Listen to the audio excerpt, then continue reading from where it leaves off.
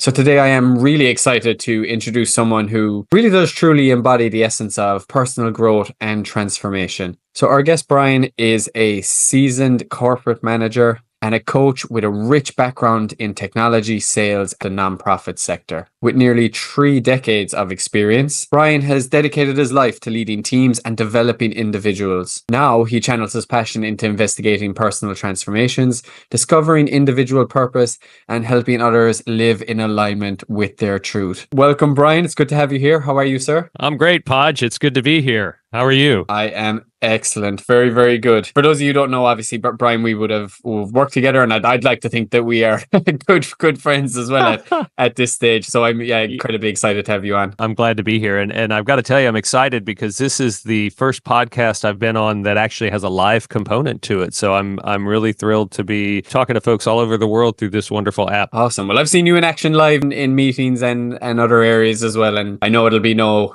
problem to you. What I am glad about is people can join. If you click on my profile and click on my link tree, you have access to all my social media, where we actually are doing a recording of this on Zoom, but it's obviously not visible through the Noom Vibe app. So Noom Vibe is the live experience. But anytime I interact with Brian, I do get kind of complex looking faces. Brian, you just make me think on a totally different level. And so there might be some pauses on my end from this one as I'm thinking through some of the discussion, but it's all good stuff. Well, the mantra that I try to live by, Podge, is that a life full of more questions than answers is a rich life indeed. And I think that as coaches or just as awake and aware humans, we get that. It's the questions that matter far more than the answers, because questions open us up to possibility, whereas answers often create limitations. Well, I'm a very, very rich person if that's the case. I'll be all the more richer after this. Speaking of questions, let's just spend a bit of time on your background, Brian, to give our listeners kind of a bit more of a flavor of who you are and kind of what drives you in your passions and the work that you do. Well, hopefully you've got a little bit of time. We have all the time in the world. Excellent. It's interesting, Podge, because all the way back to university days, I was interested in the way the mind interacted with behavior and even spirit, and why people make choices they make, and why people have potentially very different experiences. They may be even in a similar set of circumstances, but their experience of that set of circumstances is different. I just found that fascinating. It already seemed at that early age to point towards more to life than just the objective reality discerned by the 5 senses. And so, I got involved in psychology, and then of course I had to get a real job, which that was a heartbreaker right there. But I found a passion when I got into a sales role of helping other people kind of master the craft and become competent, find their own competence and then grow beyond that. And so that kind of became a theme throughout my work life. Whether I was working in sales, I moved into the nonprofit sector for a while and ran an animal welfare organization for about 5 years. That was really rewarding, very different. But again, it was all about helping people kind of, in a sense, figure out who they were and become more of that. Then fast forward down to when we met and working in a remote environment in the tech sector, that was a whole different experience. But I found that regardless of the venue, those human components translated beautifully. Whether you're in 2-dimensional or 3-dimensional space, people can sense when you're being authentic. People can sense when you have a genuine interest in their well-being, in their growth, in their development. And so that really, regardless of what I've done, that's helped me stay in alignment to what mattered to me. It wasn't the work itself. It was finding a way to serve others while doing that work. That made all the difference, because some of the jobs I had in retrospect weren't great. They certainly weren't what I would call enjoyable. They might have been well compensated, but they certainly weren't. Sometimes they were even toxic. But regardless of those environments, as long as I was able to find a way to connect with people and serve their needs, they knew that, they felt that, and so there was that kind of interpersonal alchemy that was able to happen, and I survived. I guess that's the best thing that you can say sometimes about the workplace is survival. It sounds very adaptable, though, right? And we've talked about on this podcast acts of service before, and it sounds like that's something that's really important to you. And even when you kind of took us through kind of your career path there, it was all centered around acts of service, being authentic, and helping people. I appreciate you saying that, Podge. Yeah. And I like the piece about adaptability too, because let's be honest, I'm a Gen Xer. I'll date myself a little bit. And our generation was really the first one where job security was no longer almost assured. For a while, the promise of the workplace was find a good job. Didn't have to be a job you liked, but find a good job and you'd be provided for. You'd work 40 years and then you'd be able to retire on a pension and all that. And the greed component kept kicking things up a notch. And one of the things that was sacrificed was the security for the worker. And so I had to be adaptable. And a lot of people in my generation, and certainly your generation and the younger generations now, the expectation is that you're going to change careers multiple times, maybe 5, 6, 7 times. You'll change jobs, you'll change entire careers. That was unthinkable when I came out of college. And so in a sense, I had to learn that on the fly. I mean, and so that adaptability now that I experienced then is invaluable because I don't look at the uncertainty that we're facing in this world or the uncertainty in the workplace, really any kind of fear at all, because I've been there, done that, been downsized. I've been through reorganizations. I've left companies. I mean, I've changed careers, and through it all, the one thing is survival. But I think that whatever work a person is doing, finding some kind of meaning or some kind of alignment to other aspects of themselves as human beings makes it more tolerable, and it can make it richer. It can make it more rewarding. Is there some kind of beautiful irony in what you said at the start, where you said your education was in psychology, mental health, and then you said you came out and you had to get, quote unquote, like a real job? What it seems like is actually the skills you learned in that, like with your psychology and with your mental health, like it's actually made you incredibly adaptable to as the work environment changed. You know, at that time, yes, you had to get, we'd say, a quote unquote real job, but kind of as time went on, and now it's kind of like the multifaceted, like many careers people go through. Like you had that kind of foundation when it came to psychology. I just thought that was interesting. I mean, you could totally disagree with me, but just as you were speaking, I was kind of saying the skills that you would have learned then are important. I think you hit the bullseye there, at least in part. You know, and why I say at least in part is from a theoretical or conceptual perspective, 100%, 1,000%, because those pieces of psychology and mental health and human behavior are all things that are easier to deal with when you understand them. You recognize the frameworks and the concepts. That being said,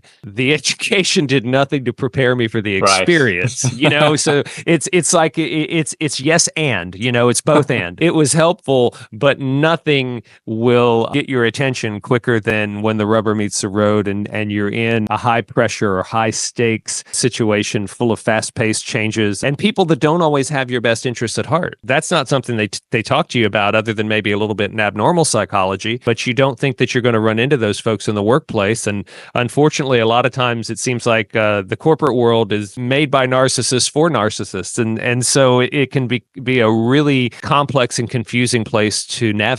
So all those experiences add up to a fascinating ride. Yeah, geez, absolutely. Thanks so much for like diving a small bit into your background. If we can just focus a small bit, in your intro, you said about helping people kind of focus on personal alignment and discovering individual purpose. I'd love to know what initially drew you to that focus. Was this the experience in the workplace that you had and you maybe saw people who were misaligned? Was it yourself? Like where is that stemming from, do you think? All of the above, Podge. One, certainly it was observing folks, again, that had really different priorities than I did and seemed, at least on the outside, not to care how their actions impacted and affected others. And I found that kind of disturbing and confusing. At the same time, when I stepped back, I saw some of those same behaviors and characteristics in myself and my own behavior in the workplace. And I thought, okay, you know, I think the things that we trigger us in others often are shadow aspects of ourselves that maybe we need to look at. And that was one example. And so that kind of led me into looking more deeply at what the point of this whole thing is. You know, this life thing that we're involved in here. What was the point? What did it matter? What was the meaning? I mean, all those kind of deeper existential questions. I mean, I suppose in a sense I had a midlife crisis in my 20s, which was really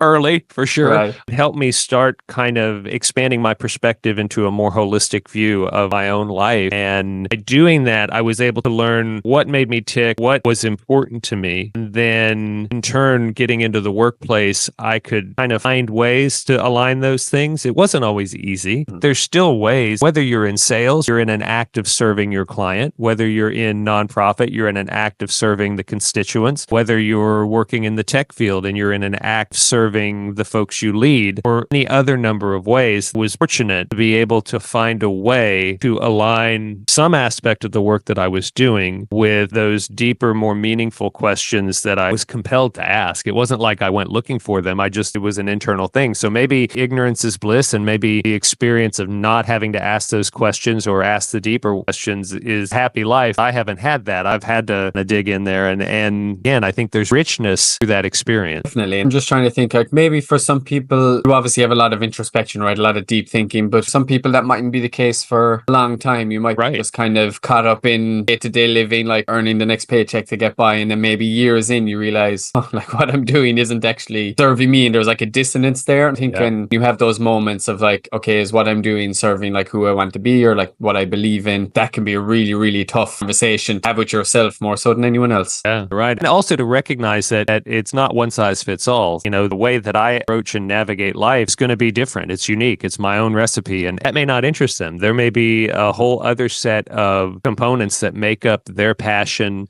and makes them uniquely and truly human. And I think that if we boil it all down to one thing, Podge, it's having the courage to look at oneself and figure out what makes one tick. What is it that you enjoy? What is it that really lights you up and fills your heart and gives your life meaning? And then start looking at how that might apply in other areas of your life, because it's not about saying, oh, well, this Brian guy does this, so I need to do that. Maybe not. I mean, I think it's more than anything, it's finding that authenticity piece. And then once you know who you are and what brings you joy and what fills your cup, then seeking alignment in the other areas of your life. That's how I see it working. That's how it's worked for me. So I think this is a good segue to kind of our topic today, which obviously is titled Finding Alignment in the Face of Life's Challenges. The truth is it was called Finding Alignment, Staying Present in the Face of Life's Challenges, but I didn't have enough digits to be able to fit it in.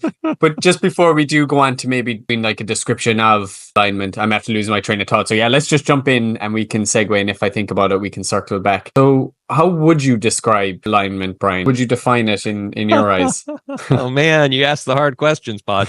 I think alignment is when you may have two distinct or even dissimilar experiences, identities, courses of action, but you find a way to eliminate the dissonance between them on some level. I mean, it may not be at all 100% alignment. It may be nothing more than finding alignment in one key characteristic.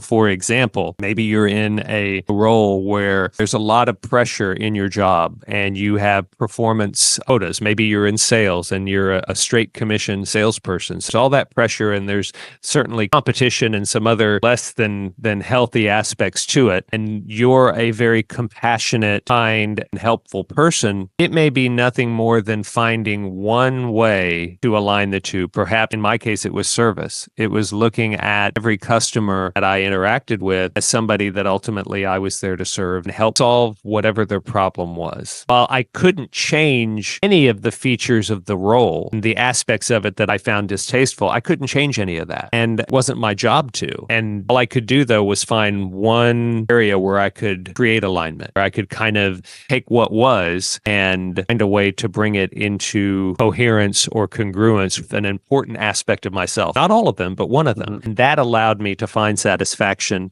and peace and enjoyment. And then I was able to thrive. I think that I've had jobs where I couldn't find it. And those are miserable because if we're doing nothing more than performing some sort of rote or mindless or even distasteful task for a paycheck, the hours get very long and motivation becomes extremely hard to find. So I think in finding some way to create alignment, what you do is you also can tap into that intrinsic motivation. And as coaches, we know a lot about that. That's a lot more sustainable than extrinsic motivators like money or prestige or status. Is it too simple to say that if you are able to find some sort of alignment, like in your case, it was acts of service, it allows you to put up with the other aspects of the role? Like you're not too into, like, is that too simplistic to say? Like it makes it I more know. I think manageable? I think you're on to something. I really do. I think for me, it allowed me to not always. Okay, so first, let me preface this by I'm I'm painfully human, and there Yeah. were many times when I'd get drawn into things that were ultimately not helpful or healthy. However, if I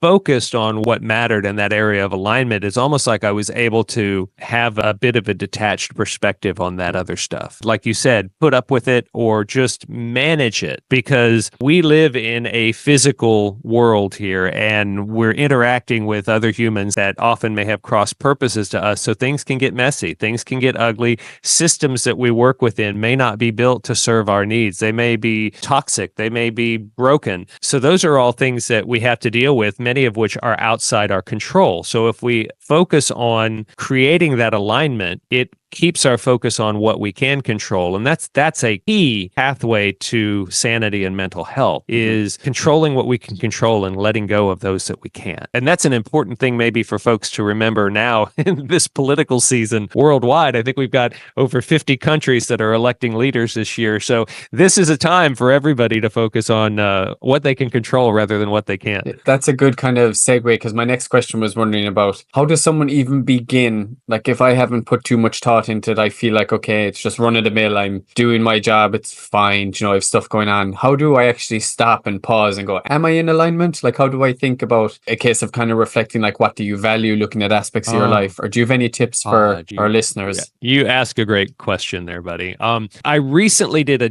deep dive, an experimental deep dive in this very area. One, so I could kind of check my own potential biases and beliefs against kind of some objective measures. And also, two, just throw a whole bunch of weird stuff against the wall and see what lined up. And so I started with kind of the tried and true Myers-Briggs inventory. That is such a well thought out, robustly crafted tool that really helps you understand yourself a lot more and recognize, I think what happens is if people are at a point where they maybe haven't done a lot of introspection before or really understand areas that make them feel passionate, using a tool like that can create insight, because you can go, oh, okay, yeah, I can see how that fits in my life. And it can also create dissonance, and you may say, okay, this doesn't fit. And that's okay. It's never one size fits all. But I think that's a great way to start the recognition process. Now, I will say there's much more that you can do beyond that. And one of the tools that you and I both know about that I love is an ancient tool called Ikigai from the Okinawan culture. And man, you want to talk about doing a deep dive into really understanding your purpose, your place in your community, your passions. Ikigai is an absolutely wonderful way to explore that. And it doesn't take a long time. Give yourself 2 or 3 hours and you can find the tools online. There's some great TED Talks. It's spelled Ikigai,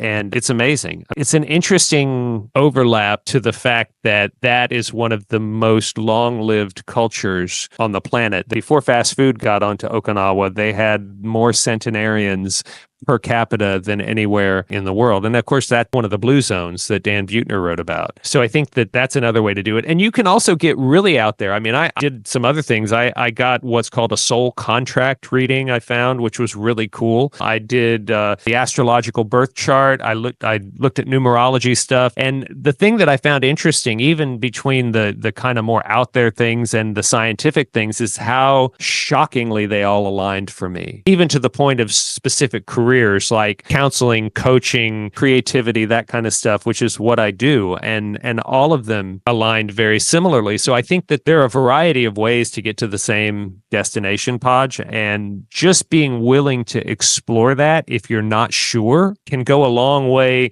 towards not necessarily giving you the answers, but suggesting directions that you can explore and then try it on. It's like a pair of shoes. Do they fit? Great. Buy them. If they don't, put them back. I think it's the same principle. So I hope that answered your question. Yeah, I think that's a very, very good kind of foundation if you are feeling a bit lost, might not be the right word, but just trying to find your footing, no shoe pun intended. But in terms of like we'll just go way back to like the Myers-Briggs, it's obviously like Carl Jung's psychological type. So it's essentially telling you like how maybe extroverted you are versus introverted you are, like how you perceive information, the way you think almost versus the way you feel. So kind of just gives you a good foundation of kind of the way you act in kind of broader senses, right? And you can use that then to, trying to connect to the person that you want to be and how your personality type fits in with like the actions you're taking, maybe. Yeah, I agree. And an interesting experience I had, I took the Myers-Briggs when I was in my, I guess it would have been mid to late 20s at the suggestion of a wise uncle that I had. And then I took it again in my early 50s. And there was a little bit of a shift. It was interesting. The first time I took it, I was an ENFJ, and the E standing for extroverted. The second time I took it, I was an INFJ. And so I'd like to think I'm more self-aware now than I was then. And so I've come to terms with, I'm an extroverted introvert. I mean, I love people. I love having conversations. But if I don't have alone time and recharge time, I wither and die. It's like groups of people and interactions, they don't charge me so much as they drain me. And so that's a recognition piece for me that came through life experience. Even a tool as scientific as the Myers-Briggs, there is some malleability as you grow and evolve as a human. You may see those results shift a little bit over time. There's still going to be a lot of commonalities for sure, but there can be, we're not fixed to the sense that behaviorists believe we are. There is room for evolution and growth on many levels. Yeah, I think that's a key point as well. There's a percentage error perhaps, or these are malleable and can change as well. And the whole idea of extroversion, introversion always intrigued me as well, because sometimes I feel, I'm glad you kind of said what you said, that you can almost flow between the two as well, depending on environment. Yes, that's always one when people say, oh, I'm extroverted or I'm introverted. I kind of think, I think I'm both in different circumstances. Well, and they talk about some people being an ambivert where they're both. Maybe that's where I lie. Oh, I see. It may be. And there are extroverted introverts and introverted extroverts, and I think I was just really close to that borderline, and younger. I think that when I was younger, I felt like I was incomplete in many ways. And so I was looking outward for that validation and looking to other people for that. And now I'm just in a different place. And I prefer to go inward for that kind of sense than to look to other people, because people are fickle. Indeed. It can be. Regarding Ikigai, which I know I sent you a message during the week, I came across a Japanese restaurant called Ikigai in Malaga, which I thought that was brilliant, because I know that you've done podcasts yourself on it too. Let's explain to people who are maybe, I would assume people are more familiar with Myers-Briggs than Ikigai, but my understanding of it, it's essentially kind of understanding what you love to do versus maybe what you're good at, and then kind of where there's a need in the world. And then there's also like your job, like what you get paid for component to it as well. Just wondering if we can maybe spend a small bit of time on that. What do you think? You're right. The piece with Ikigai is definitely more complex. So I just grabbed my worksheet. So you have different categories. It looks like a flower. With Ikigai, it's actually kind of an interactive process. And so that's fun for people who are visual, because, there's only so much talking that visual learners can stand. They want to get involved with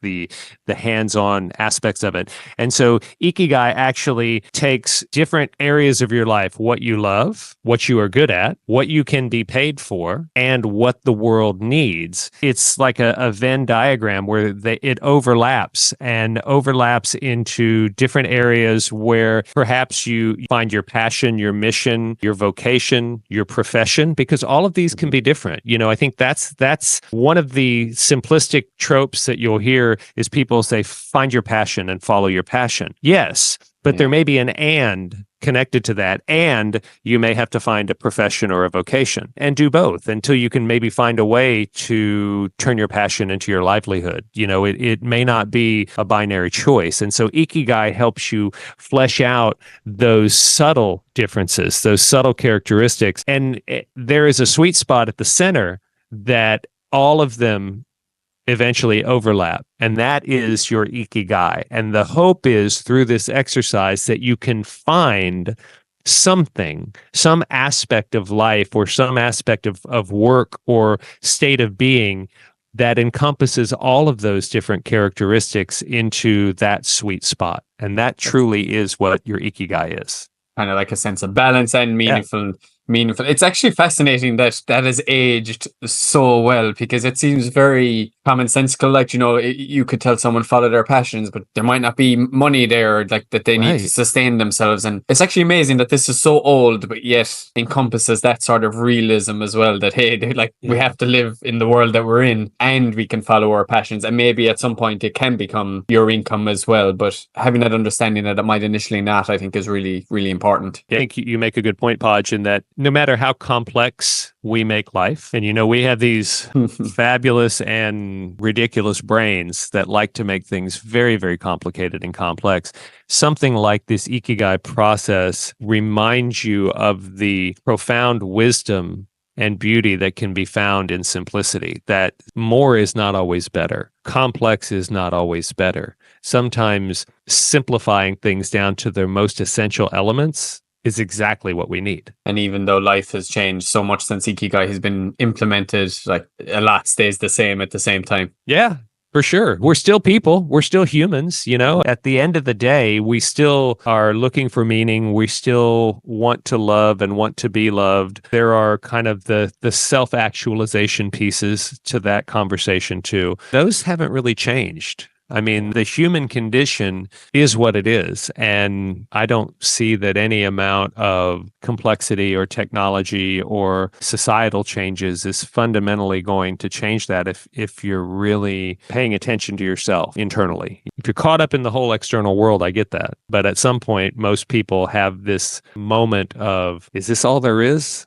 Mm-hmm. And that's where tools like these can help serve as a signpost. They don't have the answers, but they can point you back inward towards your own answers. That's, I think, where true wisdom lies. And that's how you're going to find alignment in all aspects of your life. Tell me about the soul contract real briefly, because I don't know, I just picture it like selling your soul, or I don't know, I'm picturing like the genie in Aladdin, and you're like, so you want to be a genie. I don't know. What actually is it? Is it just a commitment to yourself? No, it's a lot different than that, actually. So for this one, we have to wander far afield into the metaphysical and the spiritual. And the soul contract is literally a reading where basically the letters of the English alphabet or your alphabet are correlated to the ancient Hebrew alphabet. And there's a divination or reading process that then, using the Star of David, characterizes the different aspects of your life, like your physical karma, the things, the theory of the soul contract is that for people who don't believe in spirit or soul or are pure materialists, this would be simply nothing more than an intellectual exercise. Just try it on and see how it works. You don't have to believe anything specific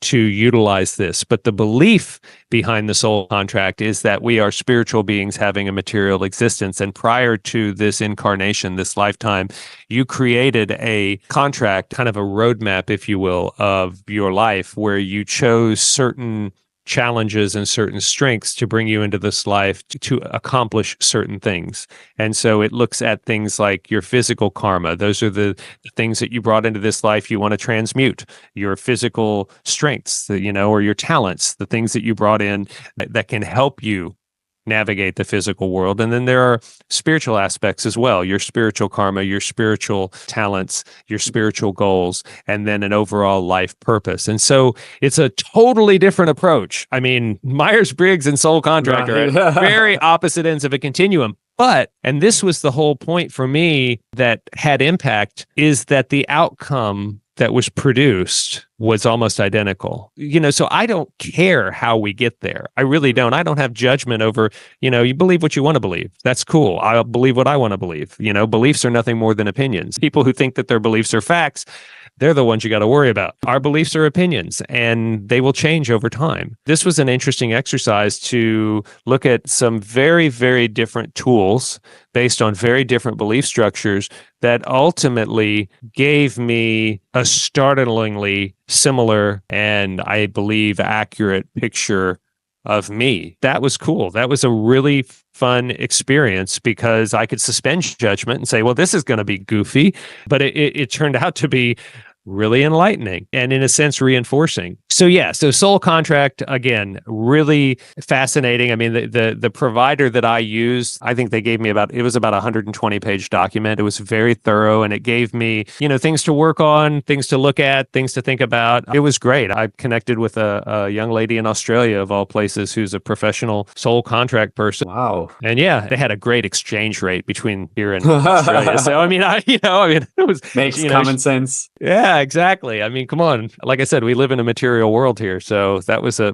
good. So yeah, that's kind of it in a nutshell. We could have a whole show on the Soul Contract thing, but I don't know that I do a great job of representing all that it is. But I found it an interesting and ultimately validating tool considering what I already had learned through Myers-Briggs and through Ikigai. Yeah. That's pretty fascinating how that Soul Contract compared to the other two is like fairly vastly different, definitely to Myers-Briggs. But the fact that you ended up on a similar path is pretty intriguing. I know real quick, you kind of mentioned two others, right? You mentioned astrological, the birth chart, is it? Yeah, numerology and astrology. And the astrology piece, it's not like, the horoscope stuff. Astrology, up until just the last couple hundred years, astrology was considered a science and was very well regarded. I think it's just, there's a lot more to astrology than just doing a horoscope. And so I knew there was a lot to it, but I didn't expect the outcome to be what it was, but it hit exactly. The career recommendations and characteristics and all of it were almost identical to the Myers-Briggs. And the same with the numerology piece. I looked at what they called a life path number.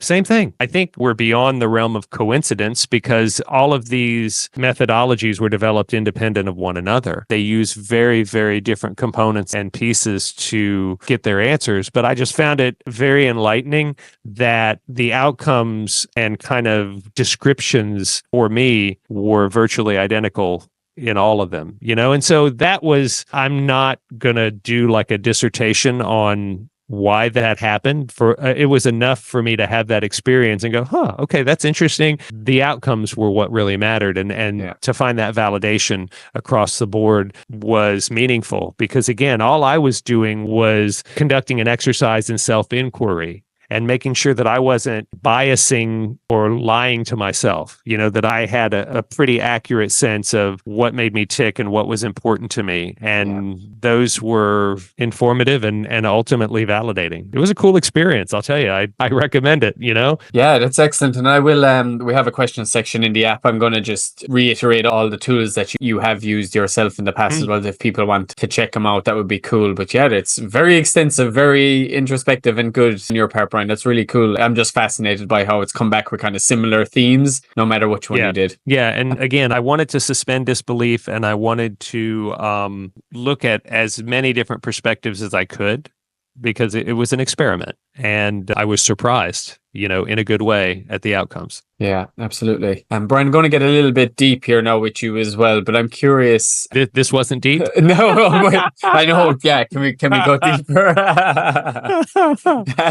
My question for you as well is in terms of kind of alignment, finding purpose in your life. Like, what are some common themes that maybe you've discovered that you think what truly matters to people at the end of their lives? I can tell you what doesn't. What doesn't matter is what you do for a living. What doesn't matter is what stuff you have, what kind of car you have, what kind of watch you wear, how much money you have in your bank account, the awards, the accolades, anything that feeds the ego. Literally, none of that matters. I recently watched a podcast with Dr. Zach Bush, who's a fascinating medical doctor and entrepreneur. But he spent about 6 years as a hospice physician, and he sat with thousands of people as they died. And he said literally from billionaires and kind of, very successful business people to folks that were living on Social Security and had just lived regular, normal, everyday lives. And he said the only thing that they all talked about as they were dying, and in some cases in their last moments, were relationships.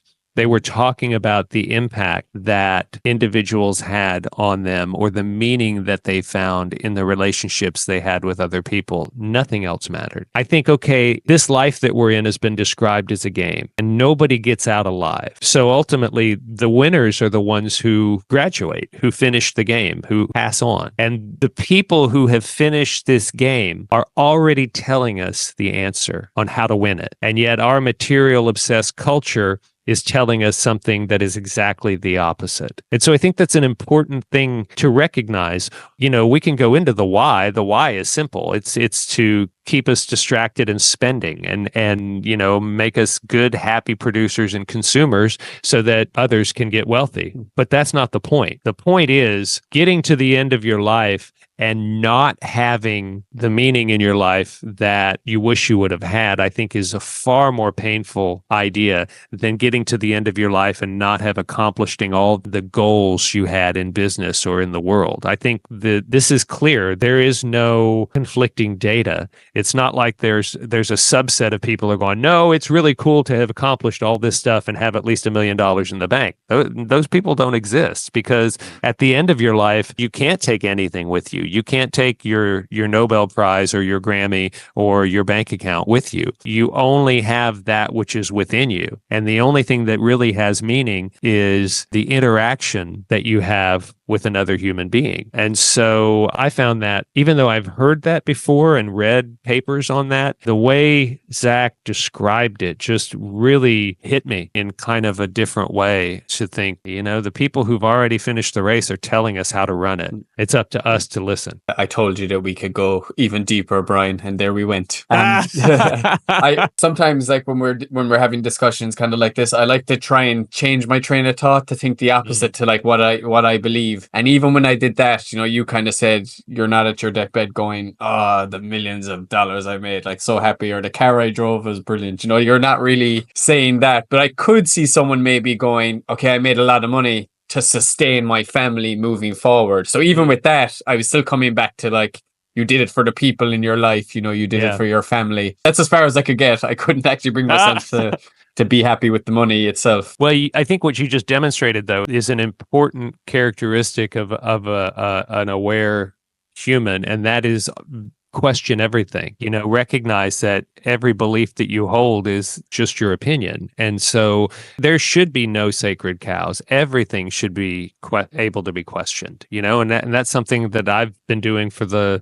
probably the last year or two is really questioning everything. And it can be uncomfortable, but it's incredibly liberating too. Yeah. Because you start recognizing that, I think it's something like 90 to 95% of the beliefs that we hold were installed into us, mostly subconsciously, by the time we were age of 7. A lot of the beliefs that we carry with us that create our behaviors, which in turn creates our reality, were beliefs that we unconsciously ingested from our parents, from our society, from our culture, from our religion, from whatever external forces that were around us when we were children. Asking questions is a good and healthy thing to do. I do feel like a lot of years of my life, definitely like teens and 20s, but it's understandable. You're still kind of young. Like when I do look back, I kind of think I was coasting. I wasn't really questioning or thinking. It was just, this is the way it is, so this is the way it always will be type thing. Yeah. I have a question. It's interesting, right, that you mentioned when people near the end of their life, it's not the money, not the cars, not the work, but yet we spend most of our day at work, most of our waking day, obviously, when we're not sleeping. Just find that a bit of a dichotomy, or just kind of like there is a dissonance there in itself. Well, again, I think it goes back to the systems that have been created. I like to call it lovingly an economic enslavement model. Lovely. These systems have been created where this piece of paper has been given this arbitrarily determined value. We live on a planet where most of the land is owned by the few, and then it's sold back to us. The food that this planet creates is grown by the few and sold back to us so we can survive. So, it's systems have been created, again, for enrichment, but not for enrichment of all of us. It's for the enrichment of either individuals or companies. And we then are programmed and, in a sense, forced to participate in this system and make these pieces of paper stack up so that we can then buy the things that arguably should be ours by natural right. And a lot of people get caught up into that whole competitive piece of how much can I acquire? How much can I accumulate? And ultimately an empty pursuit. Billionaires, we can argue, are the ones who were the most successful at playing that game, and yet their deathbed priorities are no different than anybody else's. I'm not saying that money is evil. I'm just saying that it has its place and nothing more. Yeah, I think that's an important point to make too. It's not like we're condemning everyone. It's not that we're saying, "Oh, we don't do No, it." Like I'm involved in that world as well. You know, of I course. go through it too. Yeah, so that's not the Yeah. point we're trying to make. But going back to like your point at the very beginning, it really is important to kind of find a sense of alignment or something that you're Yeah. passionate about to like help you navigate through the world in a way that's fulfilling and purposeful to you. Agreed. We have more autonomy and power than we believe often. It's worth asking questions and exploring and finding ways to create alignment. You know, I keep going back to that word, create alignment. How can we make all areas of our lives aligned to the things that matter most? Mhm. I think that's a good question to ask. You gave some examples that, again, I'll put in the question section after around tools people can use to help Mm. get started. But is there any maybe other advice you have for our listeners here just around this whole concept of alignment? Especially, I know we have it in life's challenges, but you could argue that all of life is a challenge. You know, you're just faced with different things at different times. But any other advice for our listeners? Goes back to questions, Podge. Question everything, not with hostility Yeah, right. Yeah. necessarily, but with honest curiosity. Question everything, because even if that thing endures, the act of asking questions creates it turns on different machinery in your brain, and you become more perceptive. Mhm. You become more receptive. You also have, I think, a better ability at seeing things differently, maybe seeing things that you haven't seen before. I mean, this is what it's all about, is just being willing to conduct honest inquiry and follow the truth where it leads, not where you want it to go. You know, that's another thing. That's where our beliefs, which again are things often that were handed down to us or programmed into us, our beliefs tell us to go certain directions. But if you start asking questions and the inquiry takes you down a different path, have the courage to follow it. Doesn't mean you have to take that belief on, but at least be willing to look at things from a different perspective. That's an easy way to get stuck, is to just have that fixed perspective and think, oh no, this is the only way. This is how this is. Well, maybe not. This is kind of in line with what I was thinking, right? If we're speaking about it, the importance of asking questions, but I could see someone going down a very cynical route with that. Like, I think it could be so easy, right? If you maybe like look at the Yeah. world a little bit differently, expose different things, to have a huge grudge and be like, the Yeah. system I'm in is messed up. Like I'm screwed. Sure. I can't succeed. So maybe it's a case of asking questions and how they relate to yourself or what's controllable to you. Because I think if you just ask questions, that's great. I don't know. I just think you Well, could be in a it's tough the spot. questions you ask, Podge, because, for example, and I'll argue that the person you mentioned, somebody who recognizes that you've got all these systems that are set up against them, and they feel like they just can't win. Mhm. What if they ask a question like, what's the one thing I could do to bring a little bit of meaning into my life? Or what's the one thing that I could do that could be potentially a step towards something I'd like to achieve? And so while it might not in any way get them where they want to go, it can get them out of that place of inertia, that place of being stuck and cynical. And I think that, you know, if we think back to our coaching roots, that's that first step. That's what questions, I believe, can provide. It's not just about exposing lies or about tearing down false idols. It's also about seeking new paths and new ways to do things and deeper understanding. And it can be as simple as literally just that first step, because a lot of times if we don't get attached necessarily to the outcome or how we're going to get there, and we just take that first step, that gives, in my mind, it gives the universe room to work. Yeah, I think it is an important differentiation as well. And it's kind of my mind when we're thinking about it is thinking like conspiracy theory wise, you know, human nature, like we like to be part of an in group, or we like to feel like we know more information than someone else knows. But I think you can actually get stuck there then, and kind of for almost sure. be stubborn in your opinion, like I know more than so and so, or I know this secret. And I think it's important to question, think, but also then how does it relate to me and how can I use like this information to make my life purposeful too. Agreed. Brian, I think we have about 2.5 minutes here. You might time out while we're talking. If you do, just click back on if you do have obviously more to say. But I'm just wondering, in terms of if we want to just go over some key takeaways for our listeners, like what would come to mind for you in terms of like what we've discussed when it comes to alignment? First of all, seek knowledge, seek answers, ask questions, and do it all fearlessly. Because just because you ask questions about your beliefs or about anything doesn't mean you have to change your mind. But at least if you approach everything with an open mind, it gives you the benefit of seeing things with more than one perspective. And I think that's really healthy. As far as finding alignment, that doesn't mean much unless you truly know what matters to you on a core level. What has meaning for you? What drives your passion? What brings you joy? That you got to find that first. It does take a certain amount of self-inquiry and self-introspection so that then you can find that alignment in those different aspects of your life, whether it be work or anything else. So it takes a little work, and it takes courage too, because it can be scary to go in and rattling around in the closets and stuff and seeing what's in there in the dark and cobwebby recesses of our brain and heart and soul. But to me, there's no more important work in this lifetime than that. Yeah, it sounds like you need to have a certain direction in order to know where you're going in terms of what you're aligning to. Yeah, absolutely. Absolutely. I think that's well put, and honestly, a great place to kind of punctuate this conversation. Yeah, absolutely. Feel like we could go on for many more hours, Brian, but it was everything I imagined. I appreciate you taking the time out of your day to spend it with us. Podge, it was my pleasure. Again, I'm thrilled that I was able to be a small part of your show and hopefully have given some of the members of your audience something to think about, maybe ask some questions about, if nothing else. I bet they all have complex faces like I do with you. Thank you, sir. And thank you so much to all of our listeners for joining here today. We had a wonderful discussion with Brian Douglas. Just to give a brief recap on our guest, Brian is an incredibly seasoned corporate manager and coach, and he's a rich background in technology sales and the nonprofit sector as well.